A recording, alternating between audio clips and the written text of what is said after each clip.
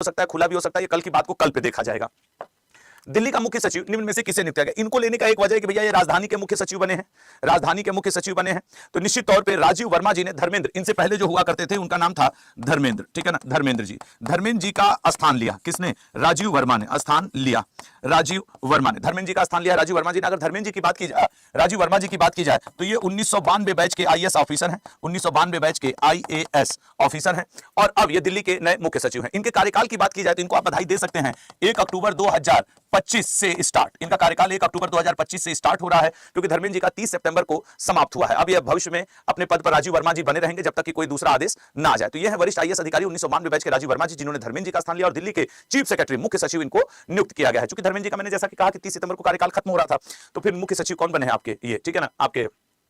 अच्छा, हाल फिलहाल की कुछ नियुक्तियां भी देख लेते हैं। भारतीय चार्टर्ड अकाउंटेंट्स के 73वें अध्यक्ष चरणजोत सिंह नंदा, भारत के 26वें मुख्य चुनाव आयुक्त ज्ञानेश कुमार जी बने हैं 26वें। दिल्ली के मुख्यमंत्री रेखा गुप्ता जी, मुख्य आर्थिक सलाहकार डॉक्टर वी अनंत नागेश्वरन, और प्रधानमंत्री मोदी के प्रधान सचिव शक्तिकांत दास जी। अगला पॉइंट पाएंगे, 2025 महिला क्रिकेट विश्व कप के दौरान अंतरराष्ट्रीय क्रिकेट परिषद और किसने समान अवसरों पर बाल अधिकारों को बढ़ावा देने के लिए प्रॉमिस टू चिल्ड्रन अभियान शुरू किया है? सर, प्रॉमिस टू चिल्ड्रन अभियान यूनिसेफ ने शुरू किया है, और भारतीय क्रिकेट टीम अंतरराष्ट्रीय क्रिकेट परिषद और महिला क्रिकेट विश्व कप की तरफ से प्लस इसमें मतलब यूनिसेफ के साथ महिला क्रिकेट विश्व कप के दौरान ये लोग जो शुरू किए हैं, इसमें रिप्रेजेंटेटर कौन होगा? तो रिप्रेजेंटेटर बनाया गया है स्मृति मंधाना को। स्मृति मंधाना जो कि भारतीय क्रिकेट टीम की, महिला क्रिकेट टीम की उप कप्तान है, ये इसको संचालित करने में मदद करेंगे स्मृति मंधाना। अगर हम लोग क्रिकेट विश्व कप की बात करें तो कल आपने देखा होगा कि कल महिला क्रिकेट विश्व कप में गुवाहाटी में भारतीय महिलाओं ने हरा दिया है श्रीलंका की महिलाओं को। खैर, याद रखिएगा, ये इस बार जो हो रहा है वो 13वां संस्करण है, इससे क्वेश्चन बन सकते हैं।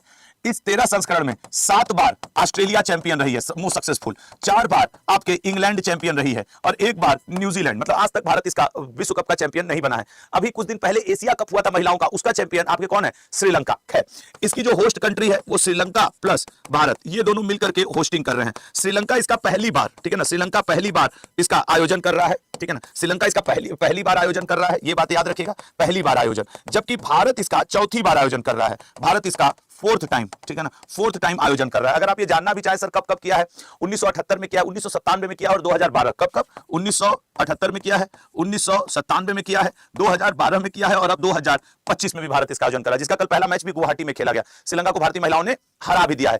बड़ा लंबा टूर्नामेंट है ये, करीब करीब 30 सितंबर कल से शुरू हुआ है, और वहां से लेकर के 2 नवंबर तक खेला जाएगा। ये जो 13वां विश्व कप है 2 नवंबर तक खेला जाएगा। तो ये भी बात इसको आप ध्यान में रख सकते हैं। करीब 8 टीमें, ये आखिरी बार है जब इसमें 8 टीम भाग ले रही हैं, 8 टीम, और करीब करीब 31 मैच खेले जाएंगे, 31 मैच खेले जाएंगे। तो ये महिला विश्व कप के कुछ स्टैटिक डेटा फैक्ट्स हैं जो आपको याद रखना चाहिए। और प्रॉमिस टू चिल्ड्रन, बच्चों के बीच में खेल को बढ़ावा देने के लिए यूनिसेफ और भारतीय क्रिकेट टीम की जो महिला क्रिकेट टीम है उन्होंने ये सारी चीजें शुरू की हैं। हालांकि यहाँ इमेज गलत लग गई है ना, यहाँ पे पुरुषों की इमेज लग गई है, महिलाओं की लगनी चाहिए थी ना।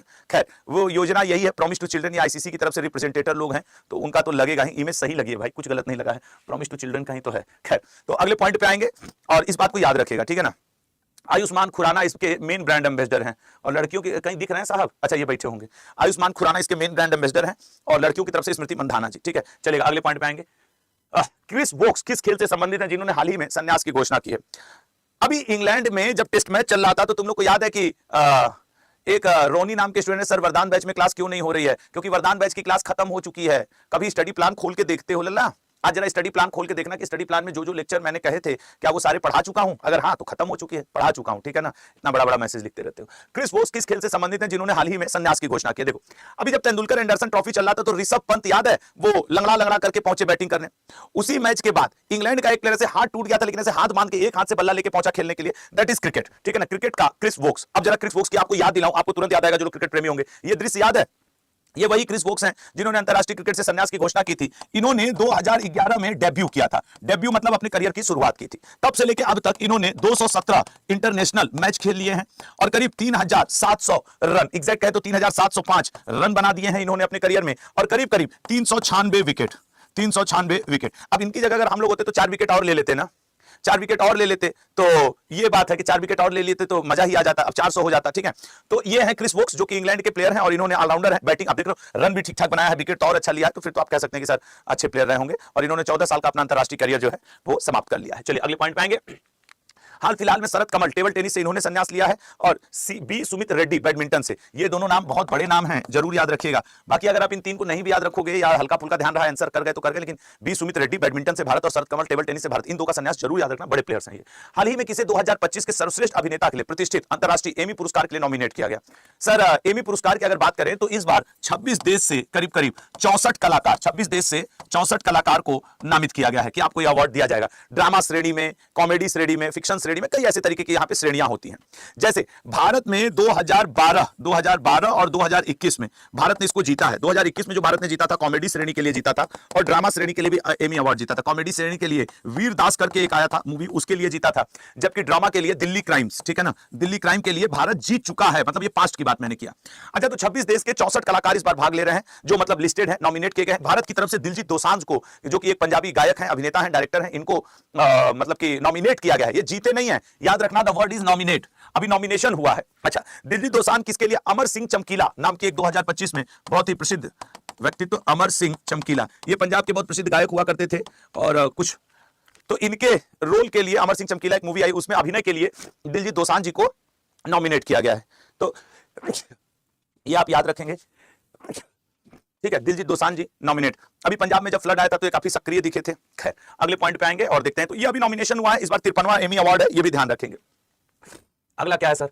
ग्रैमी अवार्ड जरा दोहरा लें, एमी अवार्ड से थोड़ा सा Grammy award. Album of the year बेयोंसे को दिया गया है, ये जरूर एल्बम ऑफ द ईयर ही पूछता है, और नॉट लाइक अस, और सॉन्ग ऑफ द ईयर ये है नॉट लाइक अस, ठीक है ना। रिकॉर्ड ऑफ द ईयर भी नॉट लाइक अस। इसका तुम लोग कहीं एक बार फोटो सोटो खींच लिया करो यार, कम से कम एक बार सुनो तो, कि खाली वही कि पीवा से पहले यही खाली सुनोगे, या फिर काश कोई लड़की या लड़का मुझे प्यार करता। एक बार सुनो इसको, अंग्रेजी में कुछ चाय पाए करेगा, लेकिन कुछ तो समझ में आएगा भैया। आज हम खुद इसको सुनेंगे कि नॉट लाइक अस कौन सा गाना है जिसको ग्रैमी अवार्ड दिया गया है। कुछ बात होती है, इसलिए सर इतना याद होगा, हकीम इकराम। देखो यार, एक तो नाम तुम्हारा हकीम है मेरे भाई, हकीम भाई तुमको नहीं याद होगा तो किसको याद होगा? कुछ सिलबट्टा पे घोल घाल करके पी जाएगा आदमी? नहीं यार, देखो पढ़ने से ही होगा, ठीक है ना, समझो मेरे भाई, पढ़ने से होगा। बार बार पढ़ोगे तो याद हो जाएगा। कौन सा कोई गूगल ससुरा पैदा हुआ है? सब तो इंसान पैदा हुए हैं, उन्हीं में से लोग गवर्नमेंट जॉब भी लेते हैं। हम तुम अपनी कमियां गिनाते रहते हैं, उलट के निकाल लेते हैं। वो कहां से सिलोड़ा पे गुट्टी पी के आए हैं। एशिया के सबसे बड़े अपशिष्ट जल उपचार संयंत्र का उद्घाटन कहां किया गया? इसकी भी कहानी अपने आप में विचित्र है। विचित्र क्यों है सर? 2019 से यह प्रोजेक्ट चल रहा है कि भैया एक हम ऐसा प्रोजेक्ट बनाएंगे जो सीवेज प्लांट का हो, मतलब कि 3-4 छोटे छोटे थे, उनको अब एक कर दिया गया है। लेकिन इस प्रोजेक्ट को करने में दिल्ली सरकार ने मदद अब जाकर के किसका ले लिया? जापान का। जापान की मदद इसमें ली गई, तब जाकर के पूरा हो गया है, ठीक है ना। जापान की मदद ली गई है, और तब जाकर के ये पूरा हुआ है। करीब करीब 1161 करोड़ रुपया इसमें खर्च हुआ है। 1161 करोड़ रुपया इसमें खर्च किया गया है लाल। और एक आपके है क्या कहा जाता है, 40 एकड़ में फैला हुआ है। 4 छोटे छोटे प्लांट को एक में मर्ज कर दिए हैं, तो ये एशिया का सबसे बड़ा बन गया है। दिल्ली में ओपन किया गया है। दिल्ली में भी पर्टिकुलर जगह आओगे तो ओखला जगह का नाम है, ओखला स्थान, ठीक है ना, ओखला नामक स्थान पर इसको क्या किया गया है? ओपन किया गया है, ओखला नामक स्थान पे। और इसके लिए दिल्ली सरकार ने मतलब 1161 करोड़ रुपए खर्च कर दिए। तो ये सब याद रखिएगा। अब ये करेगा क्या? 124 गैलन, 124 मिलियन में, मतलब गैलन में इतना मत समझना, मिलियन गैलन आपके पर डे, ठीक है ना, मिलियन गैलन पर डे ये आपके लिए जो कूड़े कचरे वाला सीवेज का पानी है उसको क्या करेगा? साफ करेगा। 124 मिलियन गैलन पर डे। अब सही समझ रहे हो? तो ये अपने आप में बड़ा बात है, ठीक है ना। तो ये आपके लिए ठीक है। चलिए, एक लोग पूछ रहे हैं कि आशुतोष भैया आपके YouTube चैनल में कौन कौन सी चीज पढ़ाई जाएगी? यार ठीक ठाक पढ़ाया जाएगा, मतलब जीएस के सारे और करंट अफेयर और 10 मिनट्स वो भी मेरे ही चैनल पे फिर चलेगा। अब मेरा क्या चैनल होगा यार, वो मैं अगर ऑन किया तो ये मैं लिख के देता हूँ, तुम्हारा चैनल हो जाएगा ये ऑप्शन, ठीक है ना। तो ये देखो सीवेज प्लांट बनाए गए एकदम मस्त मस्त कि भैया इनको साफ करो। दिल्ली में वैसे हूँ, अभी कल पानी थोड़ा सा बरस गया था, चारों तरफ पानी पानी पानी हो गया था। आप लोग जिस शहर में रहते हो बड़ा अच्छा रहते हो, बहुत बढ़िया करते हो, ठीक ठाक होगा यार। दिल्ली में तो थोड़ा सा पानी बरस जाना, 1 घंटा कल पानी बरसा था। कल मैं थोड़ा गुरुग्राम साइड निकल गया था, वहां तो और ज्यादा पानी भर गया था। अगले पे आएंगे। हाँ, तो दुनिया का सबसे बड़ा ऋणदाता जर्मनी सबसे ज्यादा उधार दे रहा है। दुनिया के सबसे ऊंचे रेलवे आर्च ब्रिज कहां पे? जम्मू कश्मीर। दुनिया की सबसे मूल्यवान कंपनी एनवीडिया है, चिप वगैरह बनाती है। लेजर हथियार से दुश्मन के ड्रोन को मार गिराने वाला पहला देश इजराइल है। दुनिया का पहला जेट संचालित उड़ने वाला humanoid robot icon cube 3 Italy ने बनाया। अगले पॉइंट में जैव विविधता संरक्षण में पहली बार अरलम और कोट्टियूर वन्यजीव अभयारण्यों में बेड डोम कैट स्किंक रिस्टेला बेड डोमी की उपस्थिति दर्ज की गई। अब देखो, कोई क्वेश्चन कई लोग को नहीं समझ में आएगा। तुम ही जान लो कि एक को नया टाइप का जानवर बेड डोमा कैट स्किंक ये पाया गया है अरलम कोट्टियार वन्यजीव अभयारण्य में। ये कहां पे है सर? केरल में। कुछ ना समझ में आओ तो कम से कम मोटे तौर पे कुछ तो पकड़ के आदमी चले कि बेड डोम कैट स्टिंक नाम की। अब इसका नाम इतना अलग है ना कि देखना ये रट जाएगा। जो कठिन लगते हो जल्दी रटते हैं, हमें तो हमारे साथ तो यही होता है। तो या उसको रिस्टेला बीडे डोमी, देखोगे कैसा है ये। आइए भैया, यार हमको समझे में नहीं आ रहा है कि ससुरा इसको सांप में रखा जाए, या इसको गो में रखा जाए, कि इसको गिलहरी कहा जाए, ये अलग है। ये केरल के अरलम कोट्टियार वन्यजीव अभयारण्य में बेड डोम काइट टेस्टिंग। हम लोग के साइड एक ऐसा छोटा सा होता है ना रंगीन कलर का, वो बचपन में हम लोग उससे ऐसे उंगली टच करा देते थे, पूछते तो पैसा मिलेगा पैसा मिलेगा, ई कहा जाता था, ठीक है ना।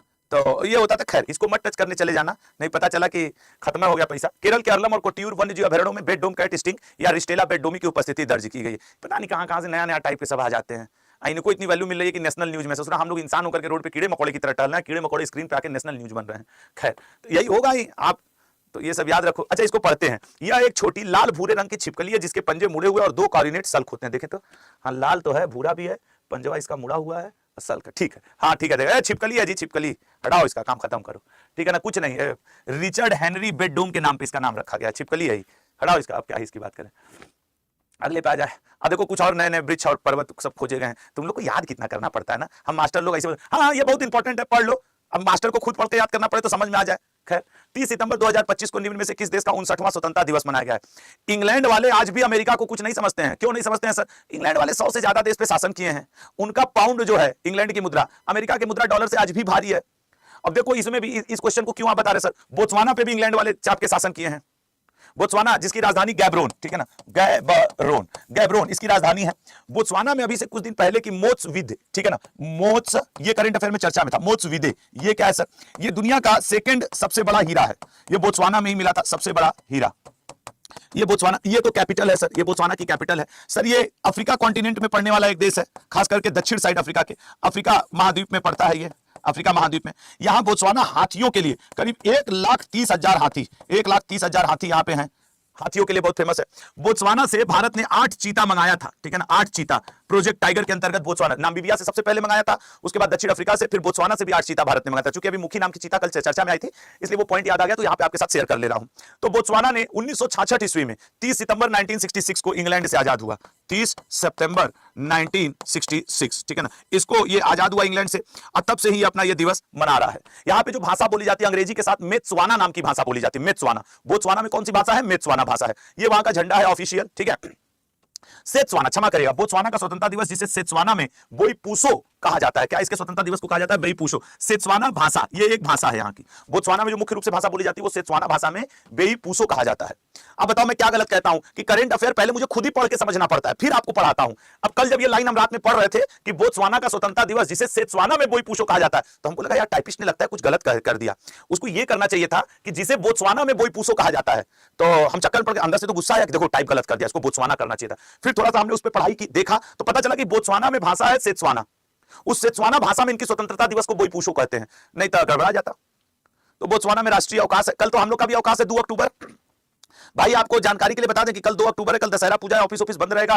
कल गांधी जयंती है, गस्टेड हॉलीडे है, तो कल सुबह बंद रहेगा आपका क्लास, ठीक है ना, ठीक है ना। देखो एक अंकुश है, वो कोनो लड़की से बतियाना चाह रहे हैं, कह रहे हैं हाँ बोलो अनार्या, पहले इनसे बोल लो तुम। ससुर नवमी के दिन ही नहीं कि लड़की को बहन मान करके, देवी मान के और सब मान के पूजा किया जाए, तो बैठे हुए हैं यहाँ पे, हाँ बोलो ये वो खच पता नहीं क्या करते रहते हैं। लड़के कुछ मैटर में ना बहुत लीचड़ाई करते हैं, बस ससुर मत यार, हम भी उसी में से एक हैं। हमको क्यों मतलब बेइज्जत कराते रहते हो बीच में? पढ़ते समय तो पढ़ लो, उसी में बोलो अनन्या, बोलो मौसी, बोलो बड़का माई। बड़का माई 4 जाने जैसे बतियाइए तो 36 दोस्त नहीं है बड़का माई का, बड़का बाबू लोग को भी 72 ठे होना, ऐसा कोई नहीं है। दूध से धुलल तो न लड़कियां हैं न लड़का है। हाल ही में भारत ने किस देश के साथ पहली सीमा पार रेल संपर्क? भैया हम लोग पाकिस्तान तक के साथ समझौता एक्सप्रेस चलाए। अभी बांग्लादेश के साथ तो मैत्री एक्सप्रेस, बंधन एक्सप्रेस, मिताली एक्सप्रेस, 36 एक्सप्रेस चलती है। अब बारी आ गई है भूटान। भूटान के जो समकक्ष अपने भूटान के समकक्ष जब आए थे जिम खेसर वांगचुक करके इनका जो नाम था, तब भारत और भूटान ने आपस में एक वादा किया था कि हम सीमा पार रेल संपर्क स्थापित करेंगे। अब मोदी जी ने ये बात कर लिया तो उनकी टीम को तो ये पूरा करना ही है, ठीक है ना। तो इस समझौता ज्ञापन में कोकराझार और गेल्फू तथा बनारहाट और समत्से को जोड़ने वाले पहले सीमा पार रेल स्थापित करने की अभी परिकल्पना की गई है। कोई ऐसी ट्रेन बीच में चला नहीं दी गई है, ठीक है ना, कोई ऐसी ट्रेन चलाई नहीं गई है। तो ये ठीक है कि नियर बाई फ्यूचर में चला दिया जाएगा भाई। तो ये आप जानते हैं राजधानी यहाँ की थिम्पू है और जिंगमे खेसर नामग्याल वांगचुक, अरे एकदम सही पढ़े थे, वांगचुक याद था। 2 अक्टूबर 2025 को महात्मा गांधी जी की कौन सी जयंती मनाई गई है? ये तो ऐसा क्वेश्चन है कि 1 घंटा भी इस पे कम पड़ जाए, 1 दिन भी इस पे कम पड़ जाए। तो सर गांधी जी 2 अक्टूबर 1969 156वीं जयंती मनाई गई। गांधी जी के बारे में कुछ आओ खतरनाक टाइप का बात कर लिया जाए। सर 1893 में, आओ 2 मिनट में गांधी जी को दोहरा लिया जाए पूरा। गांधी जी 2-3 मिनट में आपको कोशिश करता हूं। ये दक्षिण अफ्रीका गए थे किस मुद्दे को लेकर? अब्दुल्ला एंड कंपनी के मुकदमा के सिलसिले में गांधी जी सबसे पहली बार कहां गए थे? साउथ अफ्रीका, ठीक है ना। एक बात ये याद रखना, गांधी जी को साउथ अफ्रीका के जिस रेलवे पर्टिकुलर स्टेशन पे धक्का दिया गया था, उस रेलवे स्टेशन का नाम है मेरिट्सबर्ग। ठीक है ना। पर्टिकुलर उस रेलवे स्टेशन का नाम है मेरिट्सबर्ग रेलवे स्टेशन, ठीक है ना। वो आपको हमेशा ये बताया जाता है कि यहां से यहां जाते समय, जैसे जोहान्सबर्ग से यात्रा करते समय गांधी जी को धक्का दिया गया, पर्टिकुलर जिस ट्रेन पे, अच्छा जिस स्टेशन पे। गांधी जी ने 1896 ईस्वी में दक्षिण अफ्रीका में नटाल कांग्रेस की स्थापना की थी, नटाल कांग्रेस की स्थापना की थी। दक्षिण अफ्रीका प्रवेश के दौरान गांधी जी को भाई बुलाया जाता था, जब गांधी जी वहां रहते थे। कूली बैरिस्टर इनको कहा जाता था दक्षिण अफ्रीका में, और गांधी जी को भंगी शिरोमणि इन नामों से जाना जाता था। गांधी जी को भंगी शिरोमणि, ये मैं आपको इसलिए बता दे रहा था कि आपका और इनहेंस और थोड़ा बढ़े। ये दक्षिण अफ्रीका में रहने के दौरान गांधी चूंकि अपनी फाइल लेके खुद चलते थे, इसलिए इनको कूली बैरिस्टर भाई, इनको वहां के भारतीय लोग बुलाते थे, और भंगी शिरोमणि। यहीं रहने के दौरान गांधी जी को बोअर युद्ध में मदद के लिए अफ्रीका गवर्नमेंट के द्वारा बोअर पदक से इनको सम्मानित किया गया था, बोअर पदक। यहीं रहने के दौरान 1903 में इन्होंने इंडियन ओपिनियन, ठीक है ना, से सम्मानित भी लिख दूं, इन्होंने इंडियन ओपिनियन नामक पत्रिका भी छापी थी, इंडियन ओपिनियन नामक पत्रिका भी छापी थी। खाली दक्षिण अफ्रीका का गांधी जी का बता रहा हूं। 1907 ईस्वी में गांधी जी ने यहां पे सत्याग्रह का प्रथम प्रयोग किया था, सत्याग्रह का प्रथम प्रयोग। भारत में तो वो बहुत लास्ट में किए थे 1917 में। दक्षिण अफ्रीका में ही गांधी जी ने 1907 में सत्याग्रह का प्रथम प्रयोग किया था, रंगभेद की नीति के खिलाफ। 1910 ईस्वी में गांधी जी ने दक्षिण अफ्रीका में टॉलस्टॉय फार्म की स्थापना की थी, सत्याग्रहियों के रहने के लिए टॉलस्टॉय फार्म की स्थापना, ठीक है ना, टॉलस्टॉय फार्म की स्थापना की थी। और 1914 में ये रंगभेद की नीति पे कुछ हद तक कामयाबी मिली थी गांधी जी को।